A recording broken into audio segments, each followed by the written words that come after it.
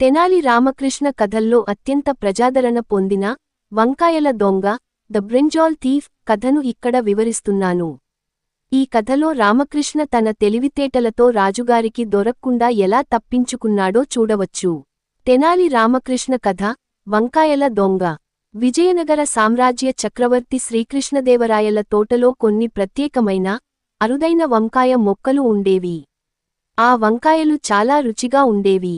వాటిని రాజుగారు తప్ప మరెవరూ తినకూడదని కఠినమైన నియమం ఉండేది. ఒకరోజు రాజుగారు ఏర్పాటు చేసిన విందులో రామకృష్ణ ఆ వంకాయ కూరను తిని, దాని రుచికి ఫిదా అయిపోతాడు. తన భార్యకు కూడా ఆ రుచిని చూపించాలనుకుంటాడు. ఒక రాత్రి రహస్యంగా తోటలోకి వెళ్లి కొన్ని వంకాయలను కోసుకొచ్చి, భార్యకు ఇస్తాడు. ఆమె వాటితో అద్భుతమైన కూర వండుతుంది. అయితే రామకృష్ణకు ఒక భయం ఉంటుంది. తన కొడుకు చిన్నపిల్లవాడు కాబట్టి, ఎక్కడైనా బయట నోరు జారి, వంకాయ కూర తిన్నాము అని చెబితే రాజుగారు శిక్షిస్తారని భయపడతాడు. ఆ రాత్రి భారీగా వర్షం పడుతున్నట్లు రామకృష్ణ నటిస్తాడు. వంకాయ కూర తిన్న తర్వాత, తన కొడుకు గాఢనిద్రలో ఉండగా, పైకప్పు మీద నుండి నీళ్లు కుమ్మరించి, బాబూ, చూడు ఎంత పెద్ద వర్షమో, బయట గాలివాన వస్తోంది అని చెప్పి వాడిని నిద్రలేపి మళ్లీ పడుకోబెడతాడు.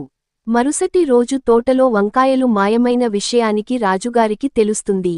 భటులు రామకృష్ణ కొడుకును విచారించగా, వాడు అమాయకంగా, అవును, నిన్న రాత్రి మా నాన్న వంకాయలు తెచ్చారు. అమ్మ కూర వండింది, మేము తిన్నాము అని చెబుతాడు. రాజుగారు రామకృష్ణను నిలదీయగా, రామకృష్ణ ఇలా అంటాడు, ప్రభూ, నా కొడుకు కలలు కంటున్నట్లు ఉన్నాడు. కావాలంటే అడగండి. నిన్న రాత్రి వాతావరణం ఎలా ఉందో వాడు చెబుతాడు.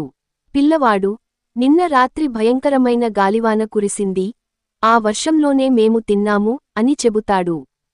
కాని నిజానికి ఆ రాత్రి అస్సలు వర్షమే పడలేదు.